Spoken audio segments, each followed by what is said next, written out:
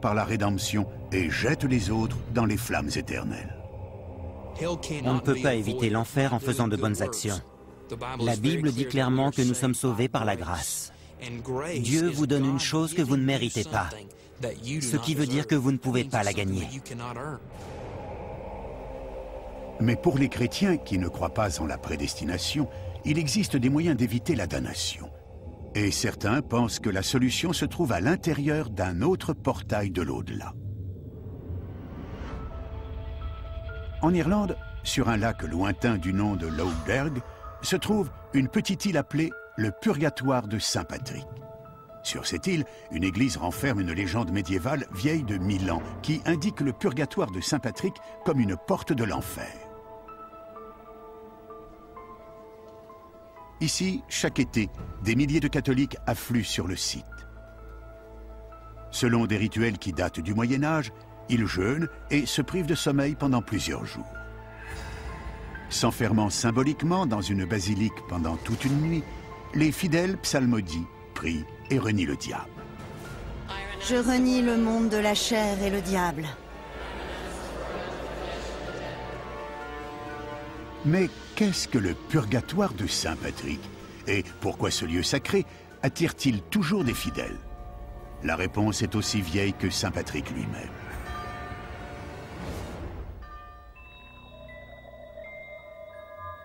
Eileen Gardiner s'est rendue à Lough Derg pour enquêter sur cette porte d'entrée de l'enfer.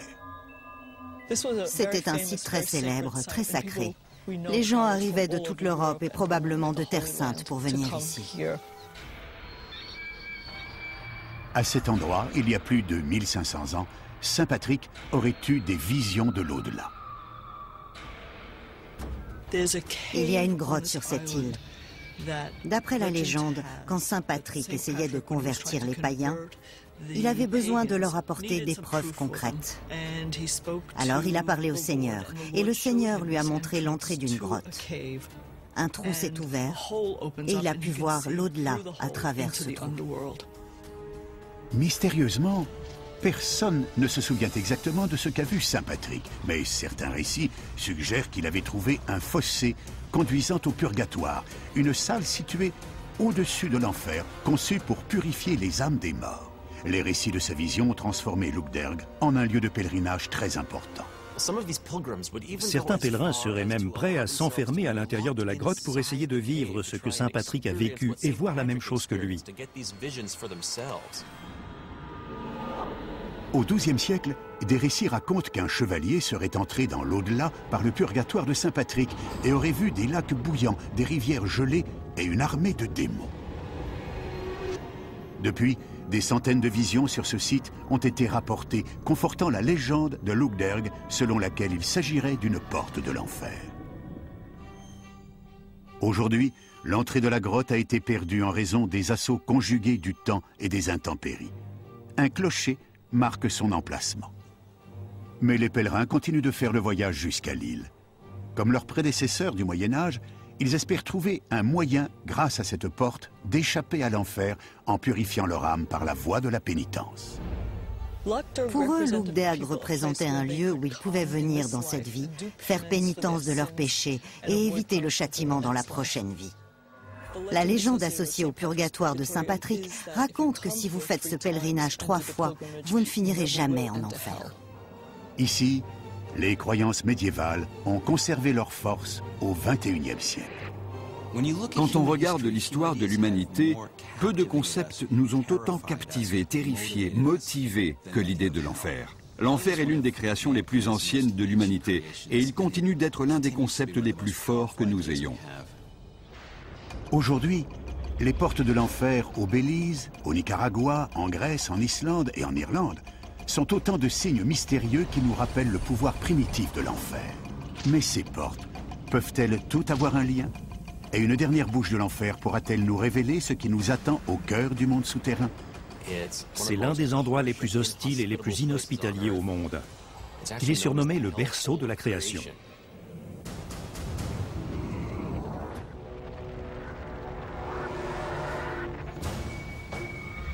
Les portes de l'enfer, des grottes hantées où de gigantesques volcans, des accès réels à la surface de la Terre, conduisent à un royaume souterrain sinueux et terrifiant.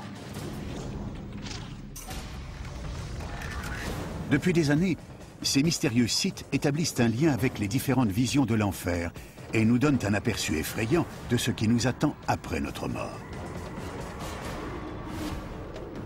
Mais quel est le point commun entre toutes les interprétations de l'au-delà?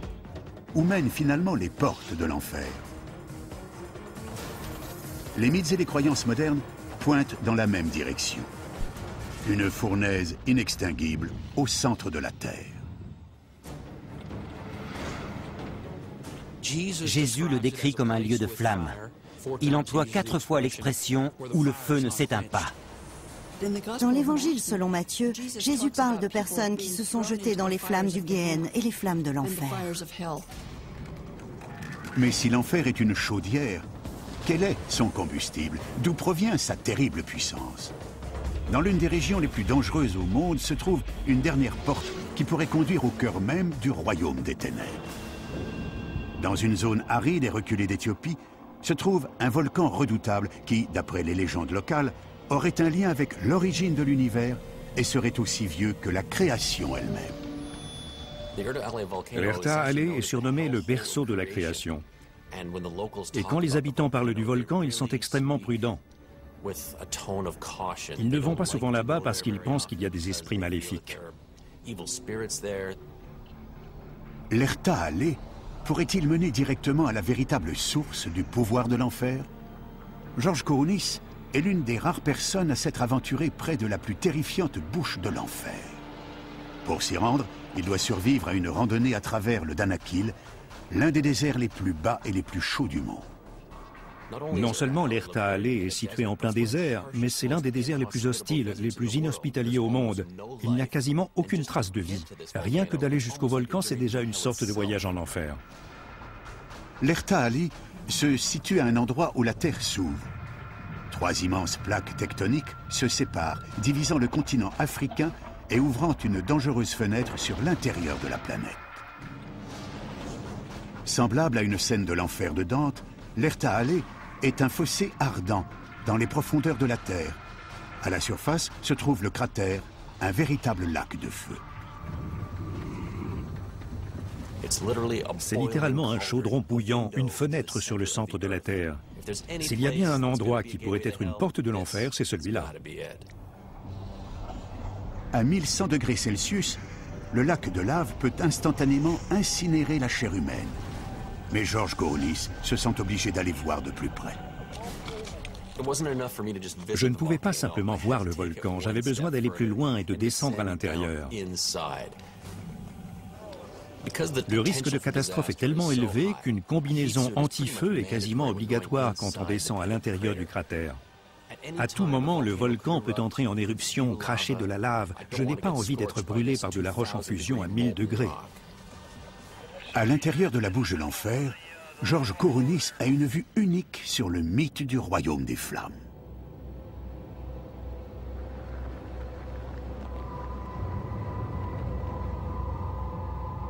Quand vous pensez à l'enfer, vous voyez du feu et du soufre. Et ça devient vraiment une réalité quand vous allez sur un site comme l'Erta Ale, parce que vous avez ce magma qui jaillit du sol. Ce gaz volcanique, le dioxyde de soufre, qui vous brûle les yeux et qui vous pique le nez. C'est réel, c'est tangible. Vous pouvez le voir et vous pouvez le sentir. Depuis la nuit des temps, les hommes croient que des volcans comme l'Erta Ale conduisent à un domaine enflammé des morts, que l'au-delà est un royaume de feu.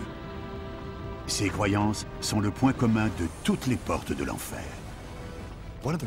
L'une des raisons pour lesquelles les hommes de l'Antiquité jusqu'à nos jours ont vu l'enfer comme un lieu brûlant sous la surface de la Terre, c'est que quand on regarde l'intérieur de la Terre, on voit souvent de la chaleur.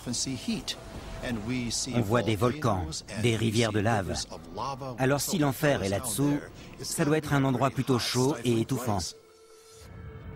Personne ne peut vraiment savoir ce qui existe à 6500 km sous la surface. C'est l'un de nos plus grands mystères. Mais les scientifiques croient qu'au centre de la Terre se trouve un chaudron incandescent de fer en fusion de 2300 km d'épaisseur et presque aussi chaud que la surface du Soleil, assez chaud pour faire fondre de l'acier. Pour ceux qui croient à l'enfer, l'incertitude de ce qui se trouve sous la surface est la preuve que l'enfer est sous nos pieds. Personnellement, je crois que l'enfer est au centre de la Terre. Les preuves scientifiques indiquent du feu, de la pression et des températures extrêmes au centre de la Terre.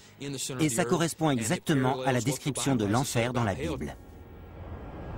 Pour les croyants, les portes de l'enfer relient les mystères modernes de notre planète avec les mystères anciens de la vie après la mort. Mais aujourd'hui, la plupart des gens n'imaginent pas l'enfer comme un royaume de feu sous la terre, mais comme une dimension spirituelle éternellement coupée de Dieu. Quoi qu'il en soit, le point commun de toutes les interprétations, de tous les lieux et de toutes les portes est la peur. Je pense qu'il serait difficile d'exagérer l'importance de la peur de l'enfer pour certaines personnes. L'idée de l'enfer est quelque chose qui est au fond de nous et qui est alimenté par nos peurs les plus primitives. Quand on imagine la vie après la mort, on ne sait pas vraiment ce qui va nous arriver. On pense à toutes les choses potentiellement horribles qui peuvent se passer. Cette peur de l'inconnu relie nos croyances modernes aux récits anciens sur les enfers. Selon les cultures, les noms sont différents, mais je pense que la ressemblance entre ces endroits, c'est qu'ils mettent en scène nos plus grandes peurs.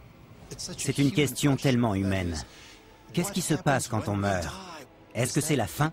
Est-ce qu'il y a autre chose après?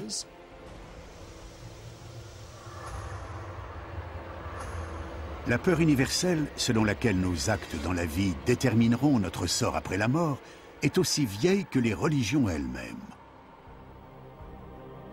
Nous allons tous mourir. Et nous savons tous qu'à la fin, nous serons face à Dieu. Et nous allons être envoyés soit au paradis, soit en enfer. Mais mon message est de ne pas craindre Dieu. Faites le bien, évitez le mal, et vous n'aurez rien à craindre. Au XXIe siècle, l'enfer continue d'être alimenté par la croyance selon laquelle le mal finira par être renversé et banni à jamais. Avec la notion d'enfer, il y a ce désir profond que tout rentre dans l'ordre, que tout se termine comme prévu. Il y a une véritable guerre entre le bien et le mal, et le bien triomphera.